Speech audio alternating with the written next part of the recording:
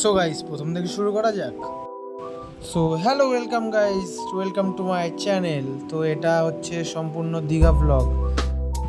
বন্ধুর bike full ready করে বেরিয়ে পড়েছি দীঘার উদ্দেশ্যে। সাথে বক্সও নিয়ে নিয়েছি যাতে আমাদের গাড়ি চালাতে কোনো অসুবিধা না হয়, গান চললে আসলে ভালো লাগে। সো এখন পেট্রোল পাম্পে এসে তেলও বহানো ডান। শুনেছি নাকি কোথাও যাওয়ার আগে মায়ের দর্শন করলে খুবই ভালো হয়, সত্যি খুব ভালো লাগলো। ভোরবেলার টাইম এরকম মায়ের দর্শন করে নিলাম। তোমরা কিন্তু ভেবো না আমরা একাই যাচ্ছি, আমাদের সাথে আরও অনেকে আছে। ব্যাস চলে আসলাম তাদের কাছে।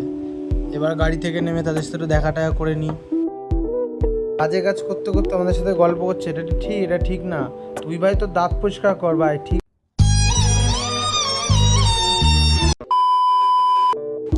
সো গাইস ওখানটায় একটুখানি রেস্ট নিয়ে আমরা বেরিয়ে পড়লাম দীঘার উদ্দেশ্যে। দেখতে দেখতে চলে গেলাম দীঘার পথে।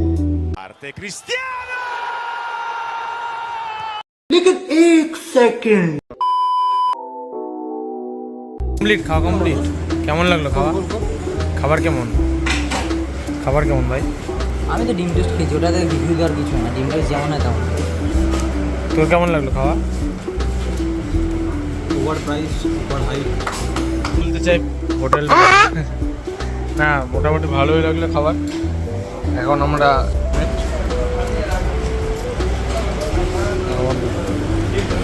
সো গাইস এত সুন্দর ভিউ উপভোগ করতে করতে আমরা পৌঁছে গেলাম দীঘা। সামনেই দেখতে পাচ্ছ তোমরা দীঘার গেট। ফাইনালি চলে আসলাম আমরা দীঘায় হোটেল দেখতে, অনেক কষ্ট করে।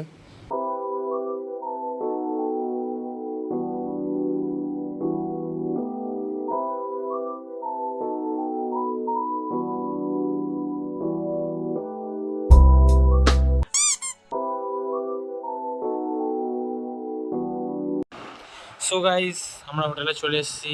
হোটেলটা অ্যাম্বিয়েন্সটা দেখে তো অন্য কিছুই মনে হচ্ছে, কি আর বলবো। আশা করি তোমরা বুঝেই গেছো, বাকিটা কমেন্ট বক্সে জানাও। এটা হোটেল নাকি পাহাড়? লিফটে এসেও সিঁড়ি করে আবার উপরে যেতে হচ্ছে। যাই হোক, আমরা এখন হোটেলে ফ্রেশ ট্রেশ হয়ে বেরোবো ঘুরতে, তোমরা দেখতে থাকো।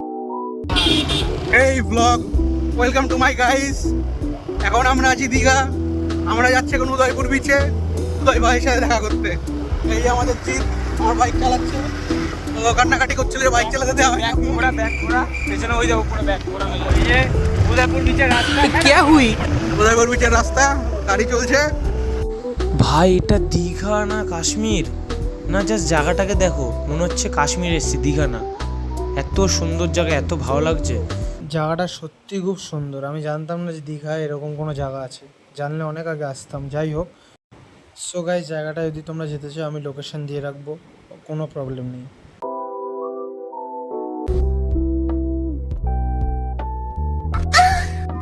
এই যে একটা ভিডিও ক্লিপস, এটা তোমরা ইনস্টাগ্রামে পোস্ট করবো, সেটাও দেখতে পারবা। আমি ইনস্টাগ্রামে লিঙ্ক দিয়ে রাখবো ডিসক্রিপশানে, তোমরা চাইলে ফলো করে দিতে পারো। খুব সুন্দর সুন্দর ভিডিও বানাই, একবার যে দেখে এসো। যাই হোক, তোমার ভ্লগটা কন্টিনিউ করো। দীঘায় এসছি আর জগন্নাথ মন্দিরে না আসলে হয়, সত্যি মন্দিরটা খুব সুন্দর। সো গাইজ এখন তোমরা দেখতে পারবা সম্পূর্ণ একটা মোটো ভ্লগ।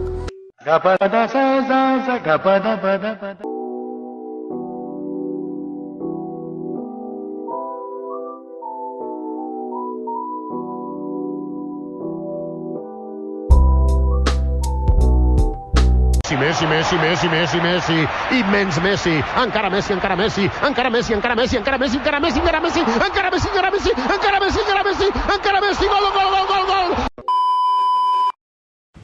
আসলে গাইজ এত সুন্দর গাড়ি চালিয়েছে তো, তাই ওকে একটু কিছু বলছিল, সেটা আমি মিউট করে দিলাম। তোমরা ব্লগটা কন্টিনিউ করো।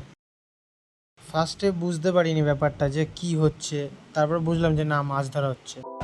এত সুন্দর জায়গা ভিডিও না করলে হয়, তাই একটু বন্ধু আর আমি ভাইবস নিতে নিতে এত সুন্দর রাস্তার ভিডিও করতে করতে চলে গেলাম মন্দারমনির উদ্দেশ্যে।